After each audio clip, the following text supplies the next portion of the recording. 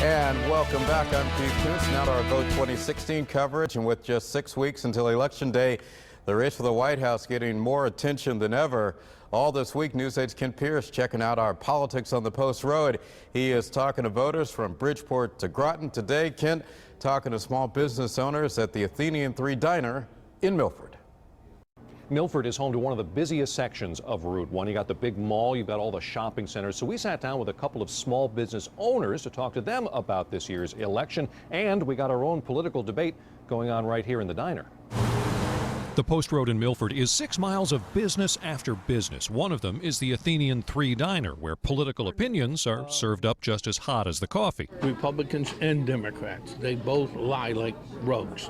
This last 8 years have divided this country, and I think Trump is really going to make America great again. Linda would not give me her last name, but did give me a lot of ways she thinks Donald Trump could bring Americans together. But at a nearby table, Diane disagrees. We're not as divided as the discussion in this country is taking place. Another Milford business, Atomic Kid, does not take food orders. It cooks up videos, animation, and game designs for big companies, some of which have struggled and look to cut spending. And when they start to go, maybe we don't need to spend money on the really great way of doing it. Maybe we can find a cheap way of doing it or do it ourselves. That's where we really get pinched. Owners Stephen and Ben say a lot of their own revenue is taken up by taxes. An accountant, I am not, but I start to pay more and more attention to it as they take more money away from us. Yes, yes.